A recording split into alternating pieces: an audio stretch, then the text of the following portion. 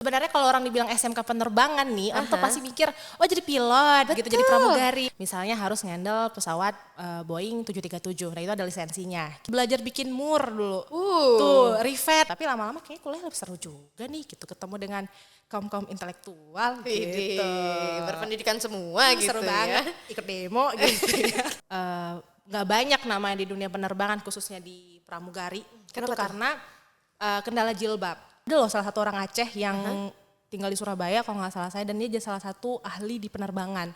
Biasa pramugari ada kayak rantangan gak sih? Bagasi, bincang-bincang transportasi.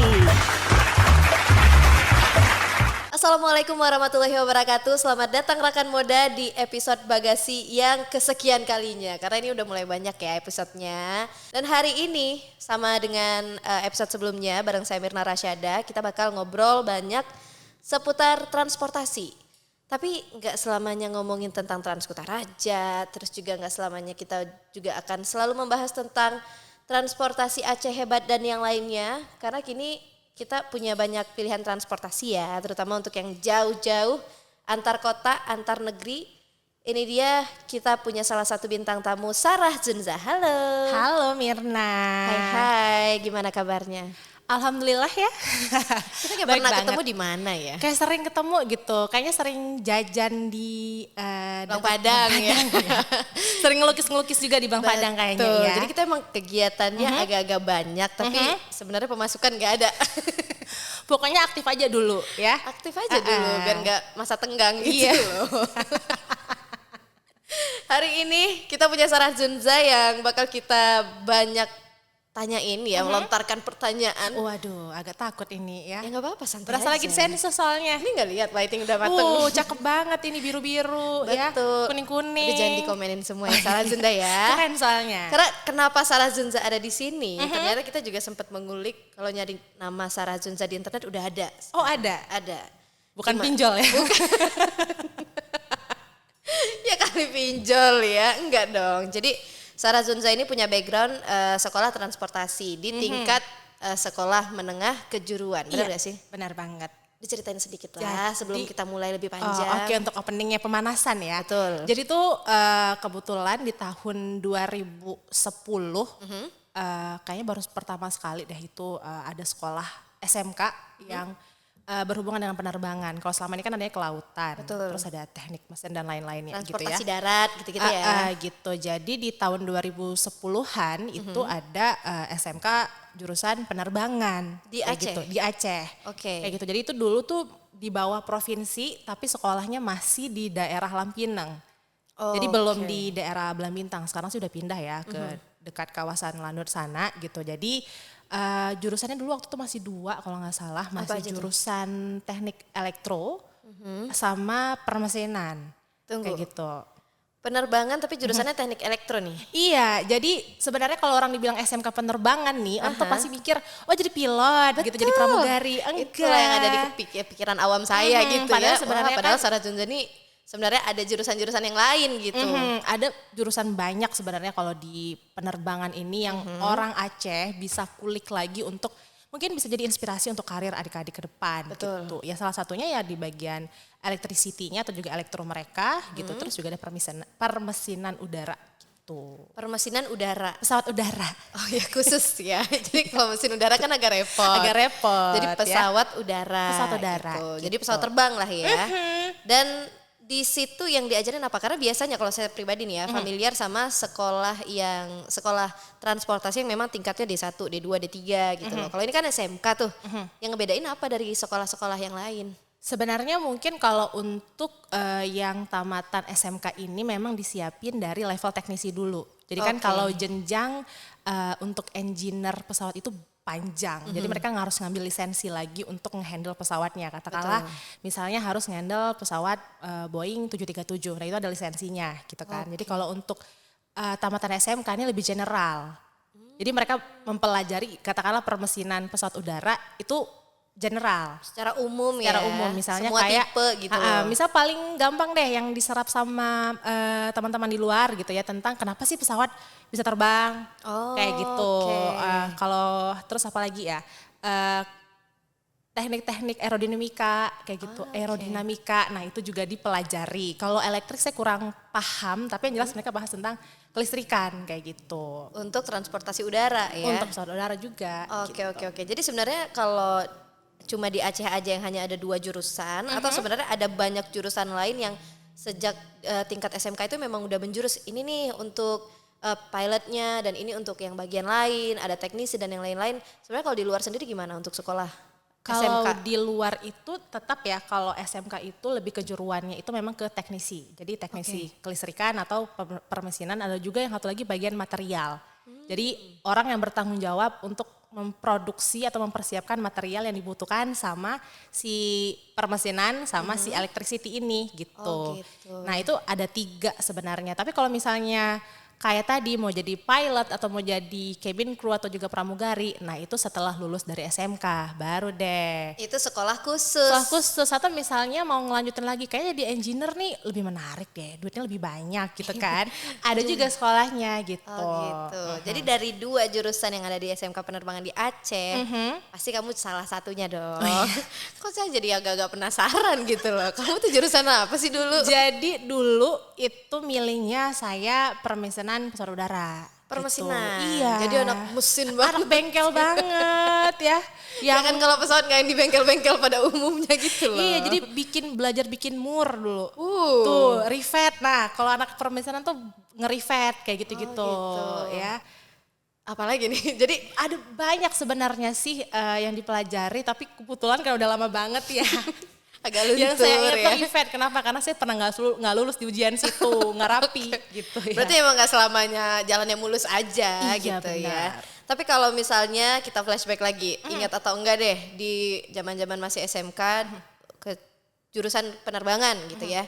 Lebih banyak prakteknya atau teorinya kalau di jenjang SMK dulu? Nah, di lettingku itu karena letting pertama, jadi memang banyak trial and fail and try again gitu ya. Jadi awalnya tuh banyak sekali teori. Tapi masuk ke tahun kedua udah mulai difokusin untuk magang kayak gitu. Jadi udah mulai kerjasama, dulu masih ada PT MAF di Belang Bintang. Nah dulu masih ada di situ, kita dari sekolahnya kerjasama. Setidaknya tahu nih cara ngerivet dulu yang paling saya yang sempat gagal itu. Jadi ngebelajar cara ngerivet kayak gitu. Terus ngebelajar juga ngeliat langsung mesin pesawatnya kayak gimana kayak gitu. Nah karena memang dulu itu belum ada bengkelnya kalau di SMK gitu. Kemudian ada magang lagi kedua, itu baru kita ditaruh ke tempat-tempat kayak rata-rata sih ke bukan bengkel ya, ke skadron gitu ke tempat. Karena kebetulan SMK penerbangan itu rata-rata semi militer. Jadi ada di bawah pengawasan Lanut kayak gitu. Jadi emang anaknya emang semi militer banget ya. Harus siap. Gitu. Tapi kan katanya asrama ya? Iya asrama. Berarti emang agak-agak semi militer dengan 24 jam diawasi gitu ya? Iya, tapi nggak sama tentara sih, sama guru-guru juga. Ada ustadz Tapi juga juga semi ya? Iya, Jadi emang gak maksimal, Nggak maksimal banget. semiliter itu Tapi gitu. cukup bagus karena mengajarkan apa ya, jadi kalau siswanya itu dipanggil taruna dan taruni ya. Kedisiplinan gitu, tanggung jawab, itu yang saya dapat dari sekolah ketika SMK dulu. Kan ngomongin SMK tuh banyak ya sebenarnya, ada tata boga, perhotelan. Penerbangan ini salah satu SMK yang mungkin di mata sebagian orang itu nggak terlalu common gitu loh. Dan akhirnya kenapa Sarah Zunza bisa berada di situ ya? Ini pertanyaan bisa dijawab gak sih? Nah awalnya itu mungkin sama juga kayak ketidaktahuan masyarakat luas tentang SMK penerbangan pada umumnya gitu. Oke, mikirnya bakal jadi pilot nih kayak gitu ya. Terus juga ngeliat seru nih kayaknya kalau belajar tentang pesawat gitu, karena kebetulan saya suka fisika dan matematika gitu. Jadi kamu anak ambis ya dulu ya? Oh ambis banget, nggak ada yang bisa lawan saya. Wow. Sikut-sikut nih, nggak ada yang lebih sukses dulu ya. Jadi emang anaknya eksak banget, menghitung segala-gala pakai perhitungan. Gitu. Jadi karena suka fisika, suka matematika, kayaknya nggak nemu nih sekolah mana yang cocok sesuai dengan hobi saya. Akhirnya kita lampiaskan dengan SMK penerbangan gitu. Nah ini mungkin jadi pertanyaan juga ya, setelah masuk ke SMK penerbangan terus ngapain Sarah Zunza? Apa dagang-dagang gitu kan, mana tahu. Belajar Namanya dong. jiwa entrepreneur itu bisa di siapa aja gitu loh. Kalau kamu ngapain setelah masuk dari SMK penerbangan, lanjutannya untuk jenjang studi atau jenjang karir seperti apa? Sebenarnya lah rada gak nyambung ya Mir kalau untuk Emang agak-agak saya sedikit kesembung ya? agak sedikit malu gitu untuk nyampein di podcast ini karena ketika teman-teman saya di lulusan SMK itu karena kita semi militer juga, terus Oke. juga udah dikenalin dengan banyak sekali jenis profesi kayak gitu. Nah, kayak untuk ngelanjutinnya itu bisa ke sekolah pilot Oke. atau bisa masuk ke Akmil, Akpol. Tapi dulu kayaknya anak SMK masih belum bisa Akmil, Akpol. Oh, nggak Karena bisa. waktu itu sempat ada persyaratan Akmil itu harus lulusan SMA. Sempat dulu ya, tapi kemudian berubah, I don't know gitu ya. Tapi rata-rata pasti masuk di militer lulusan itu. Atau masuk ke sekolah perhubungan, atau oke. ke STPI Curug, ada banyak lagi atau ke universitas-universitas yang berhubungan dengan penerbangan ya. Nah, Sarah Zunza ini terlalu visioner kesembung gitu ya, orangnya memang. Ya, oke, memang oke. agak kocak gitu, milihnya masuk ke komunikasi. Bah, kocak gitu. Acara TV dong kita. TV banget ya. Jadi ketika teman-temannya pada ada yang masuk ke di Yogyakarta tuh ada Nurtanio, ini kayak jadi promosi ya. Gak apa-apa. Jadi kayak konsultasi pendidikan editor ada ya. kerja gitu loh. Gitu ya. Jadi kalau teman-teman tuh ada yang masuk ke Nurtanio untuk belajar tentang teknik penerbangannya langsung. Oke. Ada juga di Bandung. Pada masuk kayak gitu, saya milih Aceh aja komunikasi kayak gitu. Jadi Oh, emang gitu. gak nyambung sama sekali sih. Tapi komunikasi nyambung sih, karena kalau kita lihat jenjang karir kamu kan ada ya berbau-bau komunikasi gitu. Ada. Tapi sebelum masuk ke, Aha. ke tahap sana, biasanya kalau mau menyambung studi dari jurusan penerbangan, di Aceh sendiri ada nggak sih? Kalau Atau harus ke Curug yang kayak kamu bilang tadi, atau ke daerah-daerah tertentu di Indonesia? saya ingat saya tuh kalau untuk masuk ke penerbangannya langsung itu sekarang udah ada sekolah tinggi pariwisata ya. Oh, Jadi oke. beberapa sekolah itu menawarkan kayak pendidikan pramugari, kayak gitu ya. Tapi lebih ke pariwisata. Oke. Jadi kalau memang mau fokus ke teknik penerbangan atau yang kayak ATC, nah itu memang mau nggak mau paling dekat Medan kalau nggak salah saya dulu tuh ada sekolah tinggi apa gitu, saya lupa kepanjangannya, tapi sekolah yang bisa fokus ke penerbangan langsung itu di Medan paling dekat gitu, atau bisa ke STPI Curug. Nah STPI Curug ini kayak UI-nya anak-anak penerbangan lah gitu. Oke, tingkat tertinggi lah ya. Emang idaman semua orang Oh gitu. gitu. Jadi setelah lulus di SMK penerbangan pun nggak bisa langsung melanjutkan karir karena masih ada jenjang pendidikan selanjutnya gitu ya. Sebenarnya bisa. Nah, jadi Oh, waktu oke. itu sekolah tempat saya sekolah tuh di SMA Penerbangan sempat ada kerjasama dengan maskapai Singa. Aha. Aha, boleh bilang nggak sih? Bilang Ya, aja Singa ya. aja sih. Singa, maskapai Singa ya. Merah nggak tuh? Tuh, merah juga. Sering masuk berita juga ya. Tahu dong yang mana ya. Tahu, Jadi tahu. sempat kerjasama di situ. Jadi ketika ada mereka butuh teknisi, karena memang mereka sering buka besar-besaran karena mereka bisnis mereka cukup pesat ya gitu ya. Oke. Jadi sempat buka mereka punya hanggar di Batam, jadi butuh banyak orang. Nah itu dikasih tahu gitu, tapi tetap tes lagi. Tapi setidaknya informasinya itu kan informasi A1 ya, di mana nggak semua orang tahu gitu. Jadi Betul. bisa langsung tes. Terus beberapa temanku ada yang kerja di sana sampai sekarang. Sampai sekarang. Sampai jadi engineer kok malah. Wow, Gokil. jadi sangat menjanjikan ya dari segi Menjanjikan. apapun oke gitu. Benar. Kalau diseriusin. Kalau diseriusin. Kalau tiba-tiba masuk komunikasi gimana nah, tuh bercanda nasibnya? kayak saya. Maksudnya kamu itu setelah kuliah di komunikasi, ilmu penerbangan kamu jadi kepake nggak? Apa tiba-tiba bisa terbang nih anaknya gitu kan? Paling, Atau gimana? Sebenarnya gini Mir, awal kenapa tiba-tiba masuk komunikasi itu, awalnya kepingin masuk kalau di angkatan militer itu nama apa ya bahasa panggilannya itu karbol, angkatan udara. Jadi sekolah militer angkatan udara AAU. Oke. Gitu. Nah karena waktu itu militer itu nggak bisa masuk dari SMK, kalau untuk masuk akademi itu nggak bisa SMK, jadi pilihan kedua saya masuk sekolah pilot.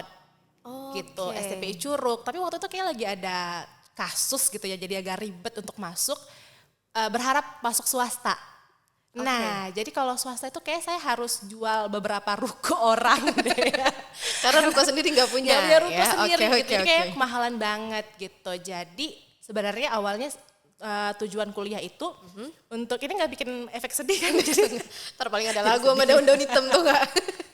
Kayak di YouTube orang gitu loh. jadi itu untuk nunggu masuk STPI Curug Buka selanjutnya saya kuliah akhirnya gitu tapi lama-lama kayaknya kuliah lebih seru juga nih gitu ketemu dengan kaum intelektual gitu Berpendidikan semua gitu seru ya. banget ikut demo gitu ya. Jangan disebut dong. Gimana sih kamu? Berarti awalnya itu nggak niat kuliah di Enggak sama komunikasi. sekali. Enggak sama sekali. Memang kepinginnya masuk jadi pilot gitu. Setelah udah tercelup dan memang tenggelam ya di ilmu komunikasi, ada lagi nggak tuh muncul-muncul keinginan balik lagi lah ke penerbangan, kayaknya setelah S1 saya mau deh sekolah pilot. Karena sekolah pilot kan ada batas usianya kan? Ada. Nah, Kalau kalau kamu untuk gimana? negeri itu 22 tahun, 21 maksimal. Oke. Untuk swasta sebenarnya nggak ada batas. Paling di beberapa sekolah swasta tuh 27 gitu. Karena kan otomatis kalau orang mau berkarir dilihat usianya kan kayak Betul. gitu. Nah jadi walaupun udah kuliah di komunikasi karena memang udah jatuh cinta banget sama dunia penerbangan, aku pribadi masih suka ikut seminar, masih suka Seminar apa nonton seminar tentang penerbangan, Oke. masih suka belajar dari situs website gratis namanya dulu ilmuterbang.com. Jadi aku suka baca-baca di situ. Oke. Dan masih suka sih sebenarnya mantau-mantau tentang karir penerbangan gitu. Oke, dan sampai akhirnya dikasih kesempatan lah untuk nyebur gitu ya Nyebur, di karir akhirnya. penerbangan walaupun bukan pilot. Bukan Nemenin jadi- pilot di samping. di belakang. Nggak di samping juga di belakang ya. Karena sibuk oke. sendiri ya. Oke, kan Gitu. mana tahu aus Pak. Anduk-anduk gitu. Terus pilotnya gini. Supir truk kayaknya ya. Bukan pilot kayaknya ya. Gitu ya. Berarti kamu juga sempat melanjutkan karir di dunia penerbangan bukan sebagai pilot tapi sebagai Cabin crew. Jadi Oke. itu tahun 2019 selesai kuliah lah gitu ya. Oke. Kayaknya jadi, nah salah satu mungkin kenapa orang Aceh agak nggak banyak namanya di dunia penerbangan khususnya di pramugari. Kenapa itu tuh? karena kendala jilbab. Oh, Seperti iya itu. benar-benar. Karena memang nggak gampang ya untuk ngebuka jilbab untuk bisa bekerja gitu. Betul. Apalagi seseorang yang memang udah memilih untuk pakai jilbab kan gitu. Jadi saya pribadi juga nyari-nyari nih gitu dan agak susah ya. Akhirnya di tahun 2019 tahu nih kalau untuk pramugari haji atau juga umroh itu memang bakal pakai jilbab. Oh, gitu. ada Karena regulasinya di tahun itu. memang kalau untuk pramugari haji bakal pakai jilbab karena Oke. tujuannya ke Saudi Arabia gitu. Oke. Jadi di tahun 2019 berawal tahu dari salah satu pramugari juga yang ngasih tahu kalau karir dia tuh berawal dari perusahaan ini. Akhirnya aku coba apply gitu. Dan akhirnya Keterima. keterima. Alhamdulillah. Jadilah pramugari ya, nggak sia-sia walaupun nggak jadi orang mesin. Tapi ada nilai plus nggak tuh? Ketika saya itu anak penerbangan Pak gitu loh. Sebenarnya waktu ngelamar itu saya nggak di CV tuh saya nggak bikin saya lulusan SMK penerbangan nggak bikin. Kenapa Jadi, tuh? Minder. bukan minder sih. Emang gak diminta aja Karena kali ya? lupa aja sih. Lupa untuk taruh CV-nya ada tamatan SMK gitu ya. Oke, oke. Jadi naruhnya tamatan S1 gitu kan. gitu. Jadi ngelamar waktu itu via website perusahaanku. Tempat aku ngelamar kerja namanya Air Atlanta Icelandic yang kerja sama dengan perusahaan Saudi Airlines kayak gitu. Jadi kerja sama dengan mereka terus aku coba apply. Ternyata dipanggil dan tahunya itu pas interview gitu. Oke. Oh ternyata kamu lulusan penerbangan ya gitu dan ya jadinya bikin podcast saya sama interviewer saya jadi kan dia tanya-tanya juga gitu kan. Benar. Berarti sebenarnya kalau SMK penerbangan membantu jenjang karir kamu untuk menjadi cabin crew, itu seberapa berpengaruh? Atau memang karena kamu memang nggak ngelampirin ya, bukan masalah performa belajar kamu enggak, tapi seberapa berpengaruh sih antara SMK sama jenjang karir kamu yang kamu rasain sendiri nih? Untuk saat apa ya, saya nggak bisa bilang nggak berpengaruh ya, tapi karena dari SMK penerbangan ini saya jadi tahu jenjang karir di penerbangan tuh banyak banget. Ketika orang cuma tahu pilot dan pramugari, sebenarnya ada banyak, ada pemerhati penerbangan juga, Oke. ada yang bagian teknisi, ada loh salah satu orang Aceh yang tinggal di Surabaya kalau nggak salah saya dan dia jadi salah satu ahli di penerbangan Indonesia. di Indonesia. Jadi Wow. dia handle pesawatnya dari dia kerja di bawah maskapai yang burung itu, Garuda ya, dari Garuda. Saya mencoba sensor gitu ya. Kamu mau sensor tapi ujungnya kesebut ya. Jadi dari situ dan salah satu orang yang cukup ahli di bidang penerbangan kayak gitu, bahkan sempat masuk koran beberapa kali gitu. Oh iya. Nah jadi sebenarnya banyak jenjang di situ gitu, tapi mungkin memang ketika saya masuk ke pramugari, saya ngelampirin ijazah kuliah gitu. Tapi setidaknya itu ngebantu saya, misalnya kayak saya udah paham nih misalnya teori-teori pesawat kayak gitu. Jadi ketika di training itu akan dibahas kan, saya nggak buntu, udah tinggal ngelanjutin aja gitu. Tuh, tapi kalau ngomongin tentang, nah tadi kan salah satu ada orang Aceh yang memang cukup dikenal juga di dunia penerbangan. Dan untuk informasi jenjang karir di dunia penerbangan di Aceh sendiri gimana nih? Apakah kalau mungkin di beberapa bidang yang lain ada keluhan kayak kita tuh minim akses yang gitu-gitu loh. Kalau kamu sendiri ngerasain gimana? Kenapa dan akhirnya memilih ke airline yang ada di luar negeri? Nah kenapa waktu itu milih airline di luar negeri? Karena pertama mikirnya gini, Mir, karena tempat yang saya kerja ini untuk saya pribadi sebagai perempuan itu nyaman karena memang seragam mereka pakai jilbab, kayak gitu. Jadi kayaknya cukup nyaman untuk bekerja di sini. Yang kedua, kenapa di luar negeri? Diversity-nya gitu loh, karena kru di sana itu bukan cuma orang Indonesia, tapi ada yang dari Maroko, ada yang dari Perancis, ada yang dari Islandia. Jadi otomatis bukan cuman duit yang didapat, tapi koneksi, terus juga mindsetnya juga otomatis terbuka kan, karena kita akan kerjasama dengan banyak orang. Betul. Gitu. Oke, jadi ya sebenarnya ada juga sih, ada juga pilihan untuk ada di dalam negeri. Tapi Ada banyak sekali. ada banyak ya. Untuk putra-putri Aceh sendiri gimana sejauh ini? Sebanyak itukah yang menjadi cabin crew atau mungkin yang bekerja di dunia penerbangan? Atau mungkin dibandingkan provinsi-provinsi yang lain kita juga masih ada di angka atau level yang mana? Well, kalau bicara soal apa ya, data sensus berapa persen tuh saya nggak tahu Repot, ya, agak ya. repot. Tapi base dari kayak jejaring alumni gitu, paling tuh adik-adik tamatan SMK ya itu kebanyakan mereka masuk militer. Dan ada juga yang masuk penerbangan tapi mungkin memang nggak sebanyak itu. Karena sebenarnya bisa dibilang untuk sekolah penerbangan ini agak sedikit pricey kayak gitu. Lumayan ya. Agak pricey, jadi mungkin sebagian orang agak susah nih untuk ke situ. Paling yang saya saranin sih masuk aja dulu jadi teknisi gitu loh. Jadi dari situ akan masuk lagi jenjang karirnya, bahkan disekolahkan sama perusahaan yang kita kerja tadi. Gitu. Ada kemungkinan? Ada, jadi teman saya yang jadi engineer itu, saya nggak tahu udah di engineer atau gimana, tapi yang jelas posisinya udah bagus banget. Dan itu disekolahkan sama si perusahaan dia kerja gitu. Siapa apa cowok tuh? Cowok. Saya bisa nggak kira-kira? Bisa banget. Kamu lulusan apa? IPS? Jangan gitulah. Saya SMA-nya IPA. IPA. Mau SBM saya bimbel IPA IPS. IPC ya? IPS. Tiba-tiba saya ngambil IPS. Jadi ibu saya waktu itu emang agak berang. Jadi kayak ngapain kita bimbel semahal ini gitu loh. Tapi ya namanya manusia kan ya bisa dibolak-balikan lah. Bisa hatinya. banget kayak kamu hatinya. banget lah Bener ya. gitu. Sebenarnya bisa aja karena memang kalau untuk teknisi itu diminta kalau nggak SMK IPA. Karena iya? memang mereka yang nyambung gitu loh. Karena kan belajar fisika, yang mana anak-anak IPS ya nggak belajar gitu ya. Kan nggak mungkin teori demand atau apa gitu, teori ekonomi dimasukin ke Gak mungkin, penerbangan, nggak masuk hitung-hitungan kayaknya. akuntansi kan kalau lihat baut mesin kan juga beda. Agak beda ya. gitu. Oke. Tapi kalau ngomongin tentang pengalamannya jadi pramugari haji, itu tuh sebenarnya apa yang ngebedain pramugari haji sama pramugari biasa? Karena kan sama kalau di mata orang awam kayak saya nih ya, yang namanya pramugari ya pramugari aja gitu loh. Sebenarnya apa sih bedanya secara kerjanya, terus mungkin ada kontrak-kontrak tertentu, sejauh ini kamu gimana? Kalau secara skill itu hampir memang sama sih, karena memang kalau untuk jadi pramugari itu harus punya lisensi. Udah mengikuti training sampai beda-beda company, ada yang sampai 3 bulan, ada yang 2 bulan. Kebetulan kalau saya di sekitar 2 bulanan.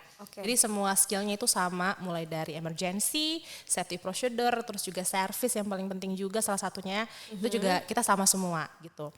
Dan punya lisensinya kayak gitu. Nah kalau untuk paling yang membedakan itu dari sistem kontrak. Jadi kalau haji, nah itu musiman. Kayak gitu, jadi cuman musim haji kayak gitu. Jadi di kasus saya dulu kerja, awalnya saya cuma dikontrak untuk haji dan juga umroh. Umroh juga nggak semuanya, karena itu kayak ibaratnya kayak starter awal saya untuk menjalani proyek haji, saya harus belajar dulu nih 3-4 trial kali dulu trial ya. dulu di 4 penerbangan umroh kayak Oke. gitu. Jadi kemudian kontrak cuma khusus untuk haji. Terus sekitar udah pengantaran pulang selesai, nah itu kontrak habis. Kayak gitu. Cuma sampai situ doang tuh. Sampai situ. Terus dipulangin nih masing-masing ke negara dan kotanya masing-masing. Kemudian mereka akan ngelakuin evaluasi kinerja karyawan. Nah nanti beda-beda orang juga ketika mereka ngelihat lagi, oh ternyata nih udah banyak penerbangannya. Karena biasanya setahu saya ya setelah haji itu akan ada pembersihan. Jadi nggak boleh langsung umroh. Oh gitu. Sekitar 2 minggu atau sebulan itu akan dibersihkan dulu lah ibaratnya pembersihan. Jadi nggak ada penerbangan. Kemudian baru deh selanjutnya ada penerbangan dan akan dilihat juga nih prediksi ke depan. Oh ternyata kayaknya katakanlah 2021 itu banyak nih penerbangan. Otomatis setelah dievaluasi akan dipanggil. Yang mana yang nggak punya kasus misalnya yang punya nama bagus itu akan kinerja yang bagus itu akan dikasih kontrak ulang kayak gitu. Oh gitu. Jadi nama juga berpengaruh. Mirna Rasyada bagus nggak tuh namanya? Bukan namanya, kinerjanya gitu ya. Kalau Kamu sama bilang nama bagus. maksudnya namanya tuh nggak tercemar Angelina gitu ya. gitu enggak ya? Enggak berpengaruh. Siti contohnya ya. Lebih bagus Oke, gitu. jadi memang secara durasi kerja juga beda ya. Durasi kerja lebih beda gitu. Per kontrak atau per musim. Per Benar gak musim. sih? Jadi kalau setelah musim pertama selesai haji tadi, kemudian akan dikontrak per tahun. Nah kalau di airline lain yang mereka ngejalanin regular flight, itu akan kena kontrak kalau nggak salah beda-beda perusahaan ya. Ada yang per 5 tahun, ada yang per 2,5 tahun, ada yang per 3 tahun. Oke. Kayak gitu. Jadi kalau misalnya pramugari-pramugari yang dari charter airline atau juga yang perusahaannya ini menyewakan jasa pesawat dan kru ke company lain, dia akan ya per kapan mereka butuh sebenarnya. Jadi ketika saya waktu itu per tahun gitu. Oke. Tapi berarti kamu juga sempat menjadi pramugari haji satu musim Pernah. dalam satu kontrak Iya. ya. Nah itu ada berapa kali flight tuh dalam satu musim? Kurang lebih deh. Ada berapa ya? Banyak sih Mir. 30-an? Saya nggak ingat sih, tapi saya ingatnya cuma jam terbang. Oh gitu. Jadi itu kalau nggak salah pramugari itu maksimal jam terbangnya 60. Kalau lebih dari 60 jam terbang itu akan dapat lembur. Nah jadi ketika musim haji itu satu pramugari bisa sampai 100 jam terbang? jam terbangnya sebulan. Kayak gitu. Oke. Jadi tumpe-tumpe ya gajinya tumpe-tumpe kayak gitu. Agak lumayan ya, masuk keluar gitu. Karena Oke. memang apalagi Indonesia khususnya ya, Indonesia salah satu pemberi pemakai jasa kali ya sebutannya bisa dibilang ya, gitu. para jamaah haji Indonesia tuh paling banyak, makanya nggak heran yang ngejalanin proyek haji atau juga melaksanakan haji ini di Indonesia tuh nggak cuma satu maskapai tapi juga ada lebih dari 2 kalau nggak salah gitu. Oke. Nah kamu sendiri kan bekerja di bawah perusahaan yang memang biasanya bukan di Indonesia. Dapat nggak tuh penerbangan Indonesia ke Arab Saudi? Dapat. Jadi waktu saya kerja itu kebetulan perusahaan kita dapat jamaah dari Batam, Palembang, ada juga dari Surabaya. Pernah sekali waktu itu flight yang lebih yang nggak bisa dihandle sama klien kita dan itu Jakarta kalau nggak salah. Oke. Jadi kita sempat jalanin Jakarta gitu, tapi nggak sampai 3 flight, cuma 1 flight kayak gitu. Oke. Kalau ke negara lain biasanya melayani rute mana nih? Dari Saudi ke mana atau mungkin sebaliknya? Dari sesama Middle East itu otomatis juga kita terbangin, misalnya Itu ke negara Dubai, mana aja ya? ke Dubai, terus ke mana lagi ya, ke Bahrain. Saya nggak ingat sih, tapi yang pernah saya terbang aja kali ya, ke Dubai pernah, ke Kuwait pernah, Oke. terus juga Afrika Utara. Nah itu juga salah satu destinasi dari perusahaan kita, sama Asia Selatan. Gitu. Jadi kayak India, Pakistan, Bangladesh, nah itu juga dijalanin sama kantor kita gitu. Nah itu dia nih, kan banyak tuh negaranya. Banyak. Dan ya pasti pengalaman beda-beda dong, ya kan? Ya kan nggak mungkin semuanya suka sambel atau mungkin iya. apalah ya. Sejauh ini ada nggak sih pengalaman-pengalaman kerja yang mungkin dari, kita nggak usah sebut negaranya kali ya, tapi memang dari rute yang kamu jalanin aja nih. Ada nggak pengalaman mungkin ada requestan dari passenger yang mintanya ini atau ada kejadian-kejadian yang sebenarnya nggak terprediksi gitu lah terjadi? Ada banyak ya, saya nggak mau sebutin nanti takutnya nanti saya dibilang apa gitu ya. Emang Ada apa ya? flight yang mereka nggak mau terima kalau pramugarinya ngomong bahasa Inggris, harus pakai bahasa Perancis. Yang mana saya nggak bisa. Saya cuma tahu bonjour ya Iya, sama merci bener-bener. gitu ya. Iya, Jadi oke, sisanya oke. saya nggak tahu gitu. Jadi itu kebetulan saya pernah kayak ibaratnya mungkin didiskriminasi sama passenger saya sendiri ya. Karena saya nggak bisa bahasa Perancis, jadi kayak don't talk to me in English gitu loh, harus bicara bahasa Perancis gitu. Terus kamu ngobrol gimana ujung-ujungnya? Terakhir kayak bahasa purbakala ya, karena juga dia nggak Isyarat mau ya? isyarat gitu Oke. kan. Jadi kita harus solve problem dong ya, karena Benar. waktu itu bapaknya nggak tahu kursinya di mana. Saya tanya, seat di mana Pak? Gitu, jangan berdiri dong, nih nggak selesai nih gitu kan. Oh don't talk to me in English gitu, have to speak in Prancis gitu. Tapi dia ngomong bahasa Inggris dari awalnya gitu kan. Jadi agak gimana sih Pak gitu ya. Nah Bisa itu. tapi nggak mau aja gitu ya. Gitu. Ada juga mungkin Indonesia salah satu favorit, banyak sekali cabin crew tuh memfavoritkan penerbangan Indonesia. Oh iya? Karena orang Indonesia itu paling sopan, pemalu. Waduh. Jadi kerjanya jadi lebih agak sedikit nggak pressure ya kalau Oke. Indonesia, karena orang Indonesia tuh sopan, terus setiap kali jumpa tuh suka mendoakan orang lain. Oh iya? Iya, jadi kalau jamaah haji itu suka mendoakan orang lain. Terus ya itu pemalu, jadi mungkin pemalunya jadi agak sedikit bahaya juga ya. Jadi mereka nggak berani minta minum. Oh, Kayak sampai bibir gitu, pecah-pecah gitu, sampai diam kering aja gitu. Karena ya. kan penerbangannya kalau katakanlah misal dari Surabaya ke Jeddah itu bisa sampai kalau cuacanya bagus 10-11 jam. Gak Itu- minum tuh? Nah kalau nggak minta kan otomatis ini ya jadi kehausan Betul. gitu kan. Jadi otomatis pramugarinya harus inisiatif per 20 menit sekali nawarin minum gitu. Kalau nggak ada yang minum gitu. Jadi satu pesawat nggak minum semua ya? Minum sih minum. Karena kita memang diwajibin sama apa SOP kantor kita bilang gitu, harus per 20 menit harus keliling ngelihat kondisi pasien Oke, gitu. pasien nggak tuh? Pasien ya passenger gitu, karena itu dingin tuh di dalam kayak gitu. Terus kita juga rata-rata jamaah tuh orang-orang tua ya. Benar. Jadi lebih rentan kayak gitu. Oke, berarti memang ya setiap negara kan punya ya problemnya masing-masing kali ya. Setiap passenger juga secara individu ataupun ya dari culture-nya beda-beda. Beda-beda. Nah, kalau di Indonesia sendiri, kalau ibu saya nih ya, ini pengalaman ya udahlah ya, bawa aja ibu saya gitu loh. Itu kalau pulang dari pesawat tuh suka bawa-bawa garpu. Gitu. Semalu deh sebenarnya mau ceritain ini, tapi ya memang gitu kejadiannya gitu loh. Kayak kita nginep di hotel aja tuh sendal kan jadi salah satu Oke. yang paling dicari ya.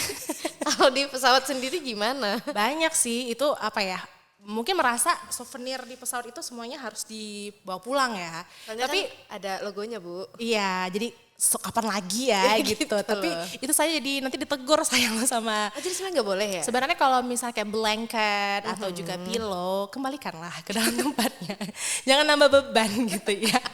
Taruh aja. Tapi kalau misalnya ada tuh dulu waktu penerbangan ke salah satu daerah di Indonesia ya. Jadi saya sampai kaget gitu loh. Kenapa tuh? Jadi selesai servis gitu ya, tiba-tiba dia ngasih baik, memang orang Indonesia tuh baik, mereka suka bantuin orang kerja gitu. Benar. Jadi saya cepet nih ngerjain servis atau juga collectingnya gitu. Nah ibunya tuh udah inisiatif kan, ngasih tray atau juga nampan itu kosong. 4 tray itu kosong. Ternyata gelas, piring, sendok semua dibawa pulang. Oh iya. Terus saya kan bingung kan, Bu mohon maaf gitu ya, tadi tempat bowlnya, terus tempat saladnya dan lalalili itu mana ya Bu gitu kan. Bawa pulang Mbak, jangan. Anak saya pengen gitu ya. Kan, nanti yang lain aja ya Oke. gitu. Jadi ini nggak boleh dibawa pulang gitu. Oh gitu. Jadi sebenarnya nggak boleh ya. Nggak boleh, Tapi ada kayak juga gitu. nih, ketika kita mungkin naik maskapai yang ada bisnis kelasnya atau first class, biasa kita dapat headphone ya kan. Iya. Itu ada headphone yang memang masih baru banget tuh. Itu gimana? Kamu ini nanya-nanya ini Saya kayak nanya dosa saya deh. jadi ada beberapa yang bisa dibawa pulang Mir. Misalnya kalau headset di tempat saya kerja, di maskapai saya kerja itu boleh bawa pulang. Oh boleh. Headset. Kerja di mana tuh? Di Saudi Airlines. Oke. Jadi memang headsetnya itu sekali pakai. Kenapa? Karena itu bekas orang ya. Telinga ya. Telinga. berkontak Jadi langsung kalau juga. ditaruh tuh nggak ada yang bersihin gitu. Iya, Jadi betul. memang disegel Aha. dan memang bawa pulang. Nah itu bisa dibawa pulang gitu. Kalau untuk headset di bisnis kelas itu saya kurang tahu. Tapi ada perusahaan yang ngasih cuma-cuma, ada yang balikin. Oh, Kayak gitu. oke. Jadi sebenarnya beda company, beda peraturan kayak gitu. Tapi Kalau kebetulan saya bukan masih anak baru, jadi nggak handle bisnis. Saya handle-nya masih ekonomi waktu itu. Jadi saya tahu kalau headset itu bisa dibawa pulang, bukan gitu. yang earphone ya. Apa sih namanya yang kayak gini? Headphone? Nah, headphone tuh nggak boleh bawa pulang. Oh gitu. Kak, Gitu. saya juga awalnya mau bawa pulang. Tapi pas saya lihat cabangnya tuh 3. Nah Jadi mau nggak bisa masuk dicolok ke gimana HP juga saya gitu. gitu. Jadi akhirnya saya taruh lagi aja. Kalau bisa masih sikat. Karena emang macam-macam ya. Kadang ada yang requestannya tuh kayak tiba-tiba pengen Mbak minta double selimut dong gitu ya kan. Kalau dari Indonesia, orang-orang Indonesia tuh paling banyak requestannya apa? Indonesia, nah saya percaya lagi nih kenapa Apa tuh? Indonesia. Suka pakai minyak angin.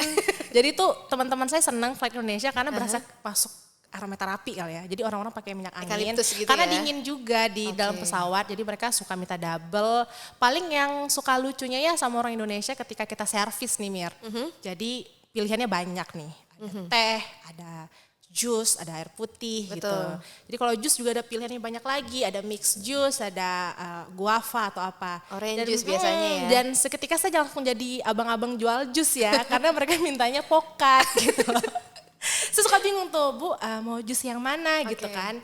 Tertanya, Ibu mau minum yang mana? Jus, nah langsung jus yang mana Ibu gitu. Mau apel atau ini itu. Pokat, oh tunggu Bu, blendernya ketinggalan. Saya mau blender Karena gitu. nggak ada orang yang makan pokat, alpukat itu dijadiin jus, cuma di Indonesia doang Di ya nggak Indonesia sih? ya, kayaknya Karena biasa gitu. kan untuk jadi breakfast pakai scramble egg gitu-gitu Iya, benar. kan, jadiin sandwich. Kalau kita memang di blender pakai susu kental manis. Bener. ada ukiran tuh nggak di gelasnya? Jadi saya nggak bisa bayangin diri saya tiba-tiba jadi abang-abang jus Iya, gitu bener, ya. bener. Tunggu ya Bu, kita kocok dulu gitu Oh ya. gitu, ada nggak Gitu. yang atau misalnya gini nih, kalau saya tuh kan suka pedes banget ya anaknya, jadi kayak kemana-mana harus ada sambal. Deh ada sambal nggak deh atau ada cabai nggak gitu-gitu. Kalau nanya ke pramugari gimana?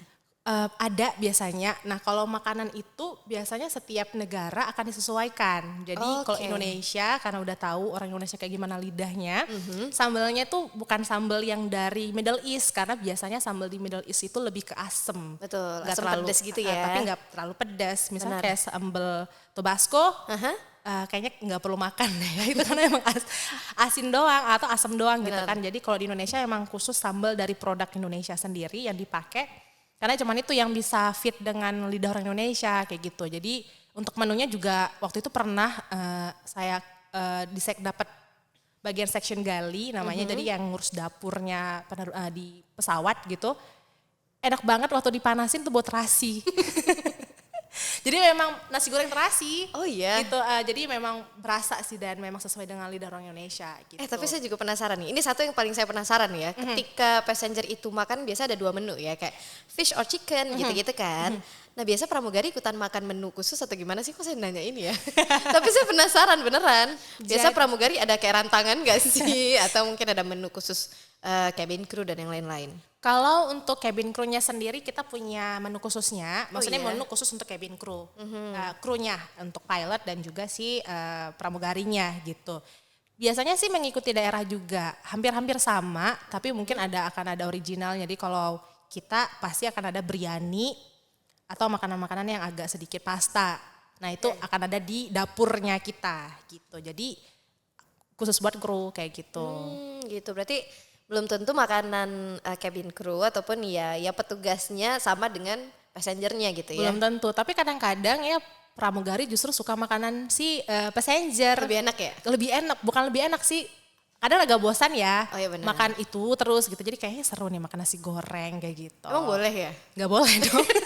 Kok kamu gitu sih? Kecuali kalau lebih, kadang-kadang ada passenger yang nggak mau makan Oh, kayak iya. gitu. Jadi kita suka kasihan nih. Jadi kayak ya udah deh daripada sisanya ada, ya udah kita habisin aja gitu. Oke, berarti ya itulah pengalaman kamu selama menjadi cabin crew ya di salah satu airline yang memang sebenarnya banyak sih yang nggak kita tahu. Kayak misalnya nih yang paling sederhana itu selama long flight 8 jam, 11 jam. Terus pramugara pada ngapain gitu loh. Karena main handphone juga nggak boleh ya kan. Nonton YouTube juga nggak bisa gitu loh. Kalau saya mah nonton mukbang, kalau kamu ngapain? Jadi katakanlah misalnya 8 jam penerbangan ya, itu penerbangan yang cukup jauh. Biasanya dari Jeddah ke Batam atau Jeddah ke Aceh itu sekitar 8 jam kalau nggak salah ya. Jadi otomatis tuh dibagi rule-nya itu akan ada 2 servis atau juga 2 kali makan untuk passengernya. Makan pertama itu setelah take off, biasanya durasi dari prepare sampai selesai semuanya itu sekitar 1,5 jam mungkin.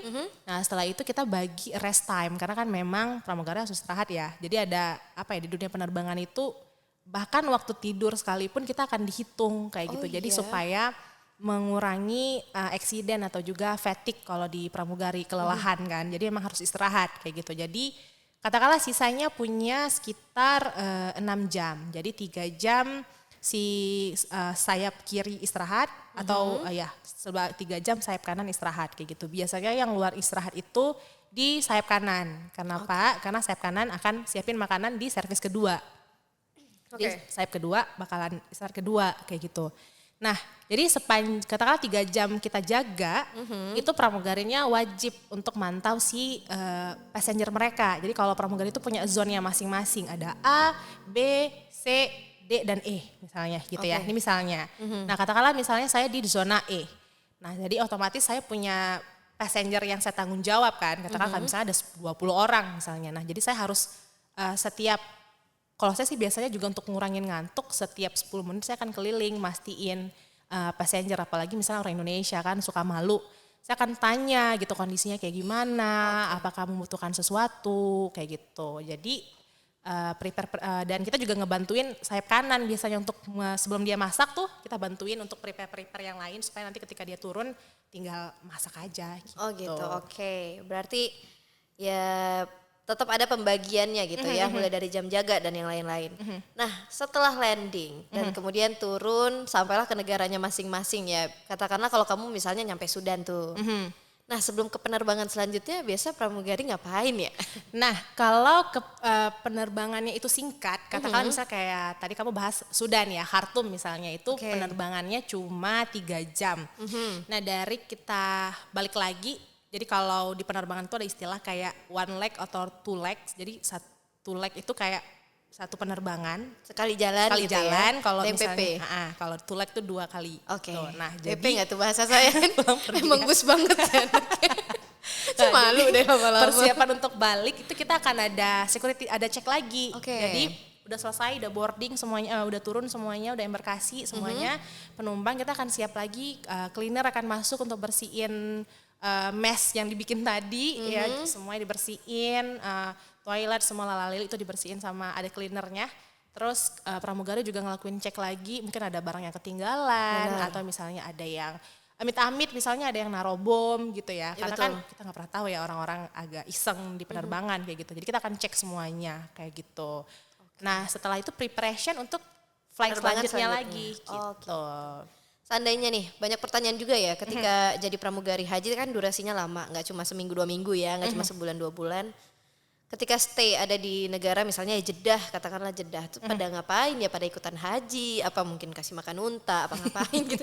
Ya kan berkebun juga bisa kalau pengen. Iya, gitu. berkebun di mana ya? Oh Di iya, tanah pasir tandus. semua. Maafin saya lupa ya. Kalau kamu biasa ngapain? Para pramugari haji nih biasanya, itu pada ngapain sih ketika menunggu flight selanjutnya atau di masa-masa day off-nya gitu? Jadi kalau di masa umroh, nah itu alhamdulillah nggak terlalu ketat. Jadi di Arab itu dulu sempat ada peraturan yang cukup ketat yang memang kita dilihat paspor di Masjidil Haram tuh, paspor kita dicek sama bagian security lah kali ya. Keamanan ya. Keamanan di Masjidil Haram tuh sempat dicek. Jadi memang kayaknya yang bisa umroh itu yang punya paspor visa umroh. Oh gitu. Sempat kayak gitu. Oke. Dan biasanya tuh para pramugari yang muslim ketika day off, kalau kayak saya tuh menyemparkan diri untuk ke Mekah gitu, untuk bisa umroh sekalian kayak gitu. Berarti karena dibolehin ya? waktu itu alhamdulillah dibolehin. Jadi bisa ke sana karena dekat juga dari Jeddah ke Mekah itu kayak dari sini ke Janto lah 2 jam kayak gitu. Oh gitu, oke. Jalannya pasti tandus ya, kalau di Janto mah dingin gitu. Jalanannya tandus tapi aspal kok.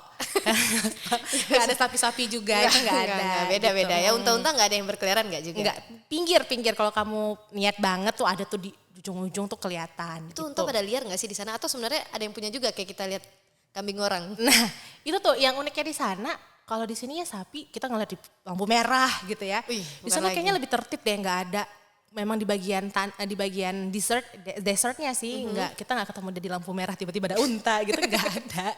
Saya nih gitu, ya, Jadi nggak bukan. ada apa ya, kalau di kita ya ada hati-hati lembu gitu ya. Sapi. Ada sapi, dari sapi. Lembu mah nggak ada.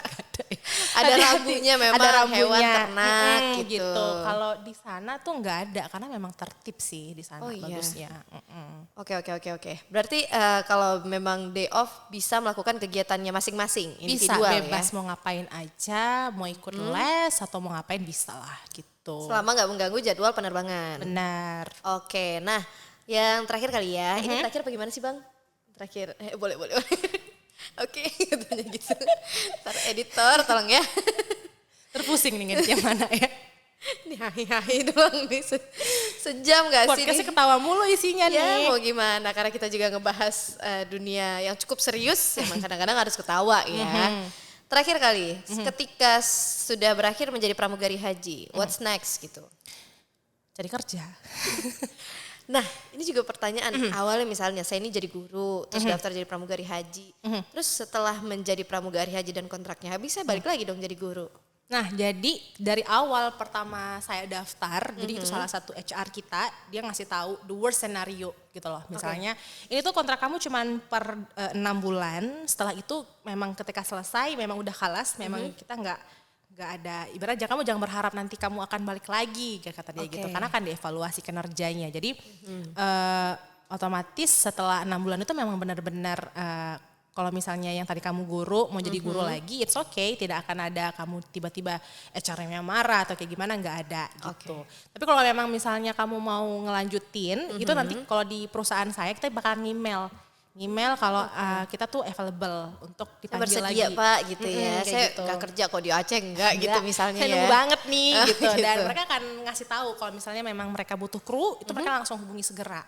Bisa dibilang kalau kantor tempat saya kerja tuh lumayan canggih banget dan iya? apa ya, mereka lebih santai sih soal hal-hal kayak gitu. Jadi kita nggak takut untuk ngehubungi HR-nya untuk ngasih tahu apapun kondisi kita tuh nggak perlu takut kayak gitu karena mereka santai kayak gitu. Oke, berarti ada kemungkinan dipanggil lagi ketika memang kinerjanya bagus, namanya bagus kayak tadi ya.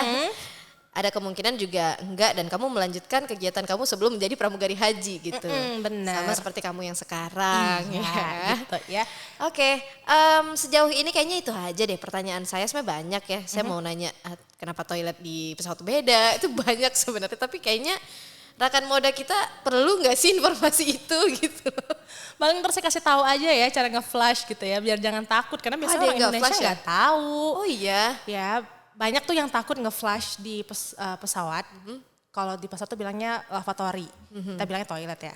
Takut karena bunyi tuh kayak wow gitu kan, heboh banget ya. Kayak ada mesin yang ada giginya tuh enggak? Gitu. Jadi sebelum rekan moda ya, misalnya naik pesawat, kalau takut banget, jadi di bagian tempat duduk pesawat tadi itu yang untuk toiletnya diisi air dulu.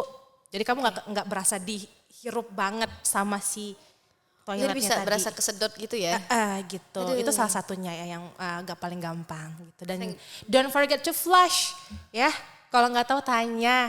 Itu paling penting karena pramugari nggak pernah marah kalau ditanya. Gitu. Iya, benar. Karena memang tugasnya memberikan informasi ya kan. Benar. Kalau memang kerjanya sepenuh hati sih akan menjawab sepenuh hati dengan senyuman yang sumringah. Benar gitu loh. sekali gitu ya. Dan terakhir deh, ada nggak yang pengen disampaikan untuk rekan moda atau mungkin yang rekan moda yang masih muda ya kan, yang pengen tahu lebih banyak tentang dunia penerbangan atau juga ingin meniti karir. Kayak saya nih udah ada keinginan nih semenjak ngomong sama kamu.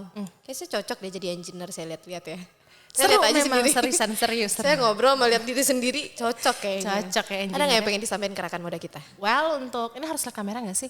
Boleh. Agak Lihat saya juga malu boleh kok. soalnya. Kamu lihat kamu Nih, aja kamera di ya. sini. Well untuk misalnya rekan-rekan moda itu penasaran sama dunia penerbangan, sebenarnya pekerjaan, apalagi untuk anak-anak SMA ya yang juga bingung lanjutin kemana. Kalau selama ini cuma tahu jurusan ekonomi atau juga jurusan hukum atau Komunikasi, kedokteran, ya kan? komunikasi, sebenarnya penerbangan itu cukup menjanjikan ya. Maksudnya ada banyak cara untuk bisa masuk ke penerbangan karena juga karirnya juga cukup menarik ya, apalagi kalau di bidang engineer, ETSI juga sebenarnya cukup menarik kalau kamu memang mau cari tahu kayak gitu. Jadi nggak ada salahnya sekarang untuk teman-teman yang mau berkarir cari tahu karena sebenarnya banyak sih profesinya, bukan cuma pilot or cabin crew, tapi ada yang lain yang sebenarnya bukan kalau selama ini ngerasa kayak gak cocok jadi pilot gitu karena nggak bisa bawa motor misalnya ya. Tapi bisa jadi kamu cocok jadi ATC karena bisa parkirin motor gitu. Nah, Jadi cakep. semuanya banyak, semua jenjang karir tuh banyak banget apalagi masih banyak putra-putri Aceh yang sebenarnya bagus tapi mungkin belum bersinar namanya di luar. Betul, dan harapannya sih semakin banyak ya yang juga terjun di dunia penerbangan. Karena kan ya namanya penerbangan menghubungkan satu tempat dengan tempat yang lain itu sama dengan ibadah gak sih? Benar, apalagi kalau misalnya kamu kerja jadi pramugari haji, itu kayak kamu mengantarkan orang ke tempat yang baik ya. Jadi berasa didoakan terus sama passengernya gitu. Oke, jadi pulang-pulang dari pramugari haji dipanggil hajah enggak? Enggak dipanggil hajah sih, saya yang manggil orang Ngantar hajah doang ya ya. gitu ya, cuma ngantar doang. Oke, kalau gitu itu dia Rakan Moda. Dari tadi ngobrolan kita udah lumayan banyak ya, nggak tahu deh yang mana aja yang masuk nih.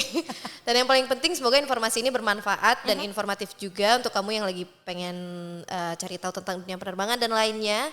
Dan yang jelas kita masih bakal balik dengan episode-episode selanjutnya ngebahas tentang banyak topik, banyak bintang tamu yang baru dan yang paling penting banyak obrolan-obrolan seru.